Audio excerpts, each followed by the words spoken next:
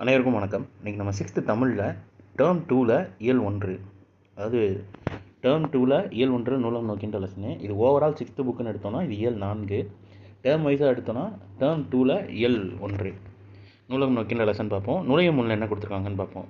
கற்றது கைமண் அளவு, கல்லாதது உலகளவு என்பர். ரீசெண்டாக நடந்த குரூப் 2 ஆகட்டும், குரூப் 4 ஆகட்டும், அதில் பழமொழி சம்மந்தமாக ஒரு கொஸ்டினாவது கண்டிப்பாக வந்திருக்கும். ஸோ இந்த மாதிரி நுழையும் முன்னில் இருக்கிறத நம்ம வாசித்து வச்சுக்கிட்டோம்னா அதிலிருந்து கேட்டாலுமே நம்ம எழுதுகிற அளவுக்கு தயாராகிடணும். புக்கில் இருக்கிற எல்லாத்தையும் வாசிச்சு விட்டுறணும். லெசனாக நீங்கள் நோட்ஸ் எடுக்கிறப்போ நிறைய இதை ஒமிட் பண்ணிவிட்டு நீங்கள் எடுக்கலாம். பட் இம்பார்ட்டண்ட்டாக ஒரு சிலது வாசிக்கிறப்ப இம்பார்ட்டன்ட் தோணும்ல. இப்போ இதிலே பாருங்கள், இன்னொரு கொஸ்டினுக்கான இதுவும் இருக்கும் பாருங்கள். ஃபுல்லாக வாசிக்கிறேன். கற்றது கைமண் அளவு, கல்லாதது உலகளவு என்பர். உலக அறிவை நாம் பெறுவதற்கு பாட நூல்கள் மட்டும் போதாது, பல்வேறு துறை சார்ந்த நூல்களை தேடி படிக்க வேண்டும். அதற்கு துணை புரிவன நூலகங்களே ஆகும். நூலகங்களை மாவட்ட நூலகம், கிளை நூலகம், உட்புற நூலகம், பகுதி நேர நூலகம், தனியார் நூலகம் என பல வகைப்படும். இப்போ இதுவுமே ஒரு இம்பார்ட்டன்ட் கொஸ்டின் மாதிரி தான் இருக்குது பாருங்கள். ஃபார் எக்ஸாம்பிளுக்கு இப்போ ஒரு கொஸ்டின் கேட்குறாங்க, கீழே ஆப்ஷன் கொடுத்துட்டு இவற்றில் எது நூலகத்தின் வகைகள் இல்லைன்னு சொல்லி கேட்குறாங்க. இந்த ஆப்ஷனில் இப்போ நம்ம கேள்விப்பட்டது என்னன்னா, மாவட்ட நூலகம் கேள்விப்பட்டிருப்போம், கிளை நூலகம் கேள்விப்பட்டிருப்போம், ஊர்ப்புற நூலகம் கேள்விப்பட்டிருப்போம், பகுதி நேர நூலகம் கேள்விப்பட்டிருப்போம். தனியார் நூலகம் அப்படின்றது ஒரு சிலருக்கு புதுசாக இருக்கும். இது ஆப்ஷனில் இருந்தால் தனியார் நூலகம் அப்படின்னு சொல்லிட்டு இதுதான் வகையில் கிடையாது அப்படின்னு சொல்லிட்டு நம்ம டிக் பண்ணிட்டு போயிடுவோம். பட் அதுவுமே அந்த வகையில் ஒன்று அப்படின்றதே இதெல்லாம் நம்ம வாசித்தா தான் தெரியும். அதனால் அந்த நுழைய முன்னையும் மிஸ் பண்ணக்கூடாது அப்படின்றதுக்காண்டி தான் அதை சொல்கிறேன். ஸோ நூலகத்தோட வகைகள் பார்த்துக்கோங்க. மாவட்டம், அதுக்கு அடுத்து கிளை, அடுத்து ஊர்ப்புறம், அடுத்து பகுதி நேரம், அடுத்து தனியார் நூலகம். ஆசியாவிலேயே 2வது மிகப்பெரிய நூலகம் நம் தமிழ்நாட்டில் உள்ளது. இதுவும் இம்பார்ட்டன்ட் தான். இது புக்குக்குள்ளேயே இருக்கும், கீழே இருக்கும். ஆசிய கண்டத்திலேயே 2வது பெரிய நூலகம் இதுதான் கொடுத்துருக்காங்க பாருங்கள். அந்த 3வதுல ஆசிரியர் அப்படின்னு கொடுத்துருக்காங்களா அதில். ஸோ அதை பற்றி அறிந்து கொள்வோம்னு கொடுத்துருக்காங்க. ஸோ இந்த நுழைய முன்னிலே பாருங்களேன், 3 இம்பார்ட்டண்ட்டானது பார்த்துட்டோம். கற்றது கைமண் அளவு, கல்லாதது உலகளவுன்ற ஒரு பழமொழி. அப்புறம் நூலகத்தின் வகைகள் என்னென்ன, கிளை, மாவட்ட நூலகம், கிளை நூலகம், உட்புற நூலகம், பகுதி நேர நூலகம், தனியார் நூலகம். ஆசியாவிலேயே 2வது பெரிய நூலகம் நம் தமிழ்நாட்டில் உள்ளது. அதுதான் அண்ணா நூற்றாண்டு நூலகம்னு கொடுத்துருக்காங்க.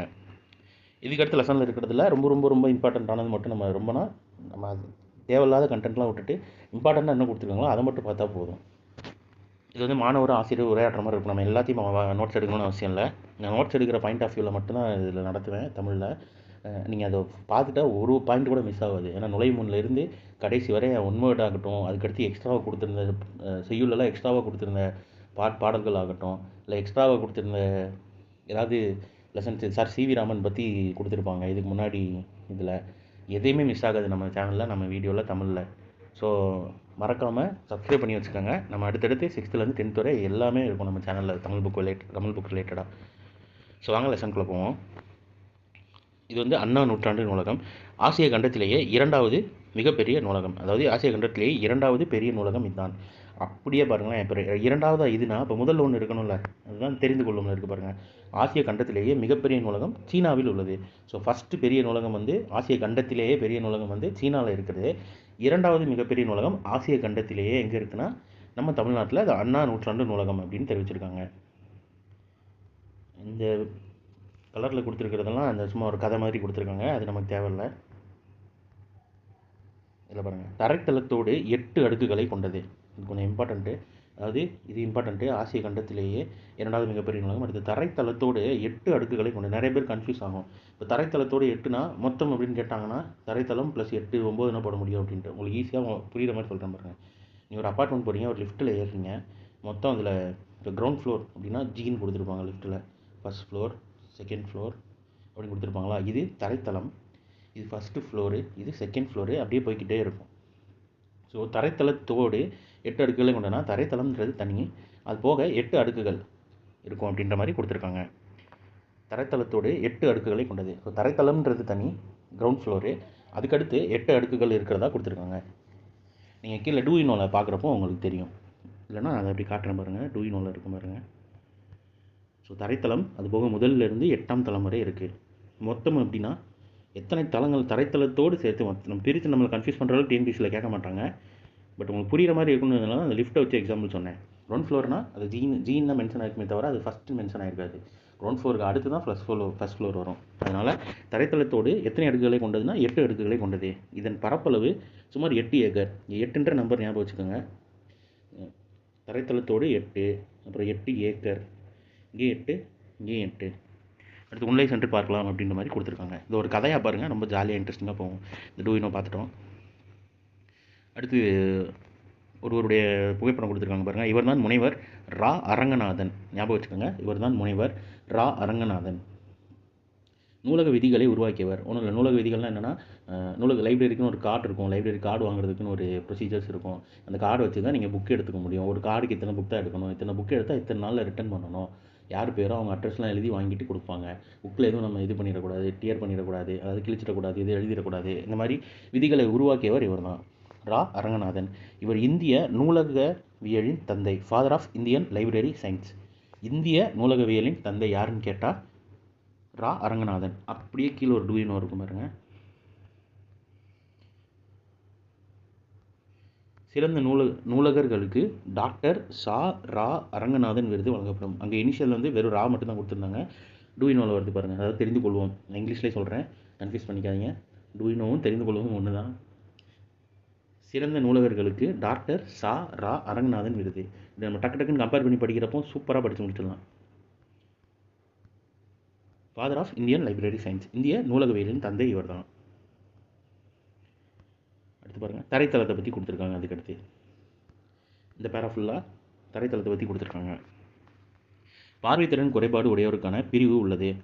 அவர்கள் தொட்டு பார்த்து படிப்பதற்காக பிராய்லி நூல்கள் உள்ளன.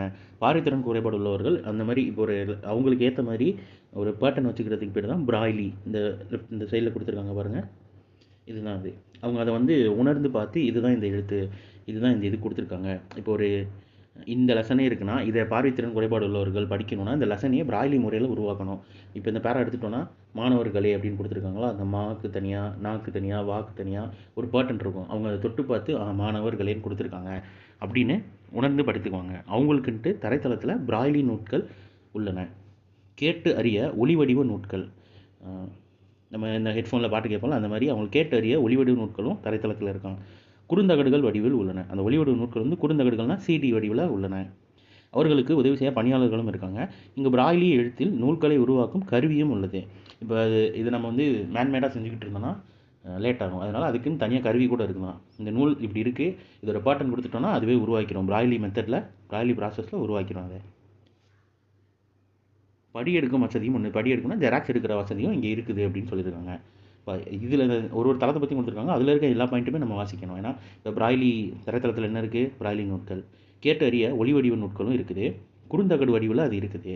அவங்களுக்கு உதவி செய்ய பணியாளர்கள் இருக்காங்க. பிராய்லி எழுத்து நூல்களை உருவாக்கும் கருவியும் இங்கே இருக்குது. படி எடுக்கும் வசதியும் உண்டு. ஜெராக்ஸ் எடுக்கிற வசதியும் அங்கே இருக்குதுன்னு சொல்லியிருக்காங்க. அதுக்கடுத்து ஒரு அந்த பையன் பேசுகிற மாதிரி கொடுத்துருக்காங்க. எங்கள் பக்கத்து வீட்டு அண்ணன் இருக்குது, பார்வை குறைபாடு இருந்தும் பட்டப்படிவு முடித்துள்ளார். ஸோ இந்த மாதிரி நம்ம இந்த மெத்தட் மூலிமா அவங்க பார்வைத்திறனை வந்து ஒரு பார்வைத்திறன் குறைபாடு வந்து ஒரு நெகட்டிவாக எடுக்காமல் பிராய்லின்றது ஒன்று இருக்கிறதுனால அது மூலியமாக கூட நீங்கள் பட்டப்படிப்பு முடித்துக்கலாம் பிராய்லியை வச்சு. அவருக்கு இது மிகவும் பயன்படும் அப்படின்ற மாதிரி கொடுத்துருக்காங்க. அடுத்து பாருங்கள், நகரும் படிக்கட்டை பற்றி கொடுத்துருக்காங்க. இதில் ஏறி முதல் தளத்துக்கு செல்வம்னு கொடுத்துருக்காங்க. இந்த முதல் தளம் குழந்தைகளுக்கான சிறப்பாக உருவாக்கப்பட்ட பகுதி. ஸோ கீழே தரைத்தளம், இதுக்கு எல்லாத்துக்கும் நான் சூப்பர் ஷார்ட்கட் வச்சுருக்கேன். இதை நீங்கள் பாருங்கள். நம்ம இந்த டூ யூ நோ வரப்போ, இந்த தெரிந்து கொள்ளும் வரப்போ நம்ம அந்த ஷார்ட்கட்டை சொல்கிறேன் நான். இப்போ ஒரு லெசனாக அப்படி ஜாலியாக கவனிங்க. முதல் தளம் குழந்தைகளுக்கான சிறப்பாக உருவாக்கப்பட்ட பகுதி. குழந்தைகள் மகிழ்ச்சியான சொல் படிப்பதற்காக செயற்கை மரம் ஒன்று அமைக்கப்பட்டுள்ளது. சிறுவர்கள் மட்டுமல்ல, அனைவரின் மனத்தையும் கொள்ளை கொள்ளும் பகுதி இது. இந்த கொடுத்துருக்காங்க பாருங்கள், செயற்கை மரமாக இது. நம்ம சின்ன வயசாக இருந்தப்போ எக்ஸைட் ஆகிடும்ல, அந்த மாதிரி சின்ன குழந்தைங்க பார்த்தோன்னே எக்ஸைட் ஆகிறதுக்கு ஒரு விளையாடுற மாதிரி செயற்கை மரம், உட்காந்து படிக்கிற மாதிரி ஒரு இன்ட்ரெஸ்டிங்காக அங்கே வந்தாலே படிக்கணும், புக் எதாவது எடுக்கணும், படிப்புக்கான ஆர்வத்தை தூண்டுற அளவுக்கு உருவாக்கியிருக்காங்க. இங்கு 20,000க்கும் மேற்பட்ட பல்லூடக குறுந்தகடு குழந்தைகளுக்காக சேகரித்து வைக்கப்பட்டுள்ளது. நிறைய ஊடகம் சார்ந்த 20,000, அதாவது 20,000 நீங்கள் நோட்ஸ் எடுக்கிறீங்கன்னா நம்பர்ஸ் மேக்ஸிமம் தமிழ் புக்கில் வருதுன்னா அது நீங்கள் நம்பர்ஸாகவே எழுதிருங்க. 20,000 அப்படின்றப்போ ஏன்னா நம்ம ஒரு அர்ஜென்ட்டில் ஒரு சில நேரம் நோட்ஸ் எடுக்கிறப்போ 20,000 அப்படின்றது 20 மட்டும் வாசிச்சிருப்போம், 20க்கும் மேற்பட்டன்னு எடுத்து போயிடுவோம் டக்குன்ட்டு ஸ்கிப் ஆகிட்டு. ஏன்னா நான் பர்சனல் அனுபவத்தில் சொல்கிறேன், மிஸ் பண்ணியிருக்கேன் நிறைய பாயிண்ட்ஸை. அதனால் நீங்கள் நம்பர்ஸை மென்ஷன் பண்ணிக்கிட்டிங்கன்னா, இல்லை எனக்கு 20,000 எழுத இதாக இருக்குன்னா 20K அப்படின்னு போட்டுக்கோங்க. நிறைய பேர் தெரியுங்களா, கேனா 20K அப்படின்னு போட்டுக்கோங்க. 20,000க்கும் மேற்பட்ட பல்லூடக குறுந்தகடுகள் குழந்தைகளுக்காக சேகரித்து வைக்கப்பட்டுள்ளது. பிற நாடுகளில் இருந்து திரட்டப்பட்ட 50,000க்கும் மேற்பட்ட நூல்கள் உள்ளது. ஸோ முதல் தளத்தில் 20,000க்கும் மேற்பட்ட பல்லூடக குறுந்தகடுகள் எத்தனைன்னு கேட்டால் 20,000. பிற நாடுகளில் இருந்து திரட்டப்பட்ட 50,000க்கும் மேற்பட்ட நூல்கள் வேறு வேறு நாட்டிலேருந்து கொண்டு வரப்பட்டது என்னென்னா 50,000த்துக்கும் மேற்பட்ட நூல்கள் இங்கே இருக்குதுன்னு கொடுத்துருக்காங்க. இது இம்பார்ட்டண்ட்டு, ஏன்னா இந்த நம்பர்ஸை கொடுத்து கேட்கலாம் இது எந்த தளத்தில் இது இருக்குது அப்படின்ட்டு. அடுத்து குழந்தைகள் பிரிவில் அமைக்கப்பட்டிருந்த நூல் அடுக்குகளையும் விளையாட்டும் இடத்தை மாணவர்கள் பார்த்து மகிழ்ந்தால் அந்த கதை சம்மந்தமாக கொடுத்துருக்காங்க. அந்த ஒரு ஆசிரியரும் மாணவர் அப்படி பேசுகிற மாதிரி. அடுத்ததாக டேரெக்டாக 7ஆம் தளம் போயிட்டாங்க. சிம்பிளாக லெசன் முடிச்சுக்கணுன்ட்டு. இத்தலத்தில் அரசு கீழ்த்திசை சுவடிகள் நூலகம் உள்ளது. இங்கு பழமையான ஓலைச்சுவடிகள் சேகரித்து பாதுகாத்து வைக்கப்பட்டு உள்ளது. இதே களத்தில் வரலாறு, புவியியல், சுற்றுலா நூல்களும் உள்ளன. இங்கு அனைத்து வகை போட்டித் தேர்வுக்கும் தேவையான நூல்கள் உள்ளன. இது ரொம்ப இம்பார்ட்டண்ட்டு. எந்த தளம்னு பார்த்துக்கோங்க, 7ஆம் தளம். அனைத்து வகை போட்டித் தேர்வுக்கும் தேவையான நூல்கள் இங்கே உள்ளன.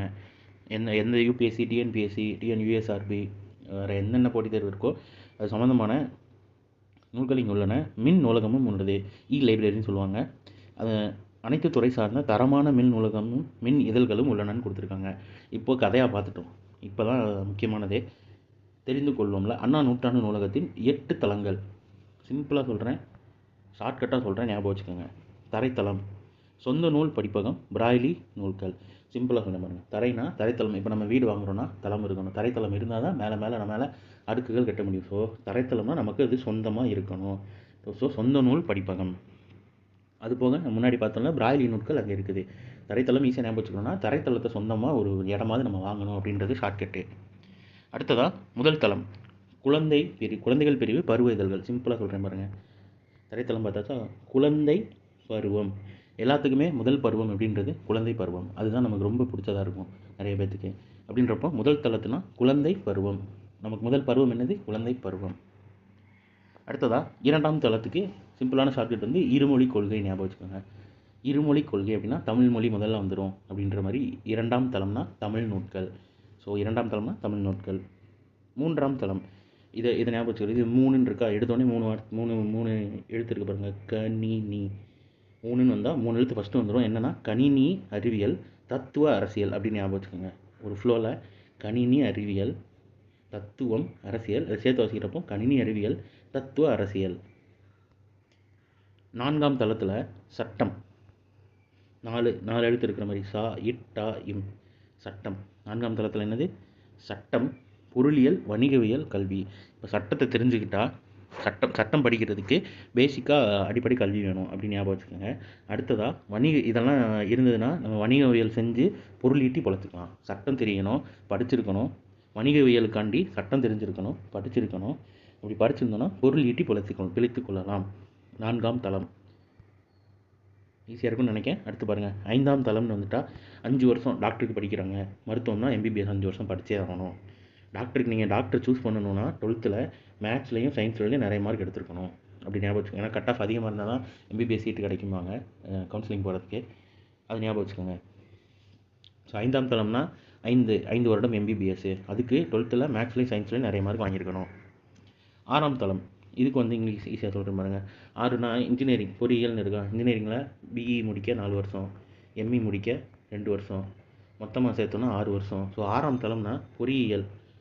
நிறைய பேர் இன்ஜினியரிங் முடிச்ச நிறைய பேர் எங்கே போவாங்க? சினிமா துறையை சார்ந்து போவாங்க. திரைப்பட கலையை கற்றுக்கணும், அப்படி டேரக்டர் ஆகணும், ஆக்டர் ஆகணும் அப்படின்னு போகிறாங்களா. அப்போ 6ஆம் தளத்தில் பொறியியல், அதுக்கடுத்து திரைப்படக்கலை. படம்லாம் எடுத்துகிட்டு நிறைய காசு சம்பாதிச்சுட்டு அடுத்து விவசாயம் பண்ணுவோம் நம்ம அப்படின்னு சொல்லி அந்த வாழ்க்கையை சூஸ் பண்ணிடுவாங்க. சும்மா கதையை ஞாபகம் வச்சுக்கோங்க. இதுதான் இதுக்கான ஷார்ட்கட். 6ஆம் தளம்னா பொறியியல் படிக்கிறாங்க, திரைப்பட கலையை சார்ந்து போகிறாங்க, நிறைய சம்பாதிச்சுட்டு போதும்பா அப்படின்னு சொல்லிட்டு வேளாண்மையை நோக்கி வந்துடுறாங்க. 7ஆம் தளம் 7 கடல் 7 மலைன்னு சொல்லுவாங்களே.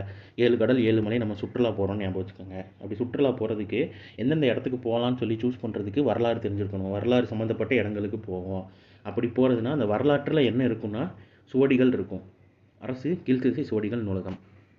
திருப்பி சொல்கிறேன், 7ஆம் தளம்னா சுற்றுலா. 7 மலை 7 கடல் சுற்றுலா போகிறோம். அந்த சுற்றுலா போகிற இடங்களை சூஸ் பண்ணுறதுக்கு வரலாறு படிக்கிறோம், வரலாறு சம்மந்தமாக போகிறோம் அப்படின்னு சொல்லிட்டு வரலாறு சம்மந்தப்பட்ட இடங்களுக்கு போகிறோம். அந்த வரலாற்றில் என்ன கிடைக்குதுன்னா கீழ்த்திசை சுவடிகள் கிடைக்குது. ஸோ அரசு கீழ்த்திசை சுவடிகள் நூலகம். 8ஆம் தளம் வந்து ஷார்ட்கட் எதுவும் இல்லாமல், அதாவது இந்த தளம்லாம் முடிஞ்சுன்னா கல்வி தொலைக்காட்சின்னு ஒன்று இருக்குது. நிறைய பேருக்கு தெரியும், தெரியாதவங்க வந்து கல்வி தொலைக்காட்சின்ற சேனலே இருக்கும் பாருங்கள். அதில் வந்து புக்கில் இருக்கிற மேக்ஸு, சயின்ஸு நிறையா நடத்தி போடுவாங்க. தமிழ் எல்லாமே நடத்தி போடுவாங்க ஸ்டூடெண்ட்ஸுக்கு 6th 12th வரைய. 1st 12th வரையும் நினைக்கிறேன், எனக்கு எக்ஸாக்டாக எதுன்னு தெரில. அந்த கல்வி தொலைக்காட்சி, அப்புறம் நூலகத்தின் அலுவலக பிரிவு, ஒர்க் பண்ணுறவங்க அவங்களுக்கான மெயின்டெனன்ஸ் செக்ஷன்லாம் 8ஆம் தளம் கடைசி தளம். சிம்பிளாக ஷார்ட்கட்டாக ஈஸியாக புரிஞ்சிருக்கும்னு நினைக்கிறேன். இப்போ அதை அப்படியே ஒரு கொஸ்டினாக கேட்கவா அவங்ககிட்ட? இப்போ இப்போ ஞாபகப்படுத்தி பாருங்களேன். தரைத்தளம் என்ன இருக்கும்? அப்படியே டக்குன்னு ஷார்ட்கட் ஞாபகப்படுத்துங்க. சொந்தமாக இடம் வேணும். அப்புறம் தரைத்தளத்தில் என்ன பார்த்தோம்? பிராய்லி நூலகம் இருக்கும். அடுத்ததாக முதல் தளத்தில் குழந்தை பருவம், எல்லாத்துக்குமான முதல் பருவம், ரொம்ப பிடித்த பருவம். ஸோ குழந்தைகள் பிரிவு பருவ இதழ்கள். 2ஆம் தளம் இருமொழி கொள்கை அப்படின்றது அதுக்கான ஷார்ட்கட்டு. தமிழ் நூல்கள், அந்த இருமொழியில் முதல் வர மொழி வந்து தமிழ் நூல்கள். அடுத்ததாக 3ஆம் தளம் ஞாபகப்படுத்தி பாருங்கள். 3 எழுத்து உள்ளது. என்ன வார்த்தை அதில் இருந்துச்சு? கணினி அப்படின்னு இருந்துச்சா? கணினி அறிவியல் தத்துவ அரசியல். 4ஆம் தளத்தில் என்னது? 4 எழுத்து உள்ள வார்த்தை என்னது? சட்டம் இருந்தது. சட்டம் தெரியணும்னா கல்வி தெரியணும். இது 2 வச்சுக்கிட்டு வணிகம் பண்ணோன்னா பொருள் ஈட்டலாம். அடுத்ததான் 5ஆம் தளம். 5னா எம்பிபிஎஸ். 5 வருஷம் எம்பிபிஎஸ் படித்தா டாக்டர் ஆகலாம். ஸோ மருத்துவம். அப்படி டாக்டர் ஆகிறதுக்கு சயின்ஸ்லேயும், அதாவது சயின்ஸ்லேயும் மேக்ஸ்லேயும், அறிவியல்லையும் கணிதத்துலேயும் நல்ல மார்க் எடுத்திருந்தால் தான் மருத்துவ சீட்டு கிடைக்கும் அப்படின்னு ஞாபகம் வச்சுக்கோங்கன்னு சொல்லியிருந்தேன். அடுத்ததாக 6ஆம் தளம் இன்ஜினியரிங், பொறியியல், திரைப்படக்கலை, வேளாண்மை. 7ஆம் தளம் சுற்றுலா, வரலாறு, அரசு கீழ்த்திசை சோடிகள் நூலகம். 8ஆம் தளம் கல்வி தொலைக்காட்சி, அப்புறம் நூலகத்தின் அலுவலக பிரிவு. உங்களுக்கு இப்போ நான் இந்த ஜூம் பண்ணி நடத்துனதில் உங்களுக்கு ஞாபகம் வந்துருச்சுன்னா ஷார்ட்கட் புரிஞ்சிருச்சுன்னு அர்த்தம். அடுத்து பார்ப்போம் வாங்க. நூலகம் முழுவதுமே குளிர்பதன வசதி செய்யப்பட்டுள்ளது அப்படின்னு கொடுத்துருக்காங்க. அடுத்து தெரிந்து கொள்ளும்ல பாருங்கள். நூலகத்தில் படித்து உயர்நிலை அடைந்தவர்களுள் சிலர்: அறிஞர் அண்ணா, ஜவஹர்லால் நேரு, அண்ணல் அம்பேத்கர், காரல் மார்க்ஸ். அறிஞர் அண்ணா, அண்ணல் அம்பேத்கர், ஆன் இருக்கு பாருங்கள். அறிஞர் அண்ணா, அண்ணல் அம்பேத்கர், அடுத்து ஜவஹர்லால் நேரு, அப்புறம் காரல் மார்க்ஸ். அடுத்து நூலகம் முழுவதும் குளிர்பதன வசதி செய்யப்பட்டுள்ளது. அதுக்கடுத்து தமிழ்நாடு அரசு வந்து நடமாடும் நூலகம் திட்டத்தை தொடங்கியுள்ளதுன்னு தெரிவிச்சிருக்காங்க. நடமாடும் நூலகம்னா நம்ம ஒரு வேன் மாதிரி இருக்கும், அதில் புக்கு நிறையா இருக்கிற மாதிரி பார்த்துருப்பீங்க நிறைய பேர். நடமாடும் நூலகம்னா நிறைய பேர் எங்கேயாவது இந்த ஊரில் நிப்பாட்டினோன்னா அங்கே உள்ளவங்க படித்துக்கலாம். அந்த நூலகம் அவங்க தூரமாக இருந்துச்சுன்னா நடமாடும் நூலகம் மூலிமா படித்துக்கொள்ளலாம் அப்படின்றதுக்காண்டி. அடுத்ததாக இந்த தெரிந்து கொள்வோமும் பார்த்துட்டோம். நம்ம சிறந்த நூலகர்களுக்கு டாக்டர் சாரா அரங்கநாதன் விருது வழங்கப்படும்னே போட்டிருக்காங்க. ஸோ இந்த லெசன் அவ்வளோதான். இதில் ஒன்றோட எதுவும் கிடையாது. உங்களுக்கு சிம்பிளாக ஈஸியாக புரிஞ்சிருக்கும்னு நினைக்கிறேன். இந்த தெரிந்து கொள்வோம் நம்ம ரொம்ப ஸ்ட்ரெஸ் பண்ணி படிக்கிறத ஓரளவு ஷார்ட்கட்டோட ரிலேட் பண்ணி நம்ம படிச்சுக்கிட்டா ரொம்ப ஈஸியாக இருக்கும். ஸோ இந்த லெசன் அவ்வளோதான். அடுத்த லெசனில் அடுத்த வீடியோவில் பார்ப்போம். உங்களுக்கு பிடிச்சிருந்தா ஒரு லைக் பண்ணுங்கள். எக்ஸாம் படிக்கிறவங்க ஃப்ரெண்ட்ஸுக்கெலாம் ஷேர் பண்ணுங்கள். மறக்காமல் நம்ம சேனலை சப்ஸ்கிரைப் பண்ணிக்கோங்க. அடுத்தடுத்து சூப்பரான வீடியோஸ் வர இருக்குது. தமிழ்லேயும் சரி, மேக்ஸுக்கும் ஒரு ப்ளேலிஸ்ட் ரெடி பண்ணிகிட்ருக்கோம். அது ரெடி ஆனதுக்கப்புறம் இன்ஃபார்ம் பண்ணிட்டு நாங்கள் போடுறோம். மேலும் இன்னொரு வீடியோவில் சந்திப்போம். தேங்க்யூ.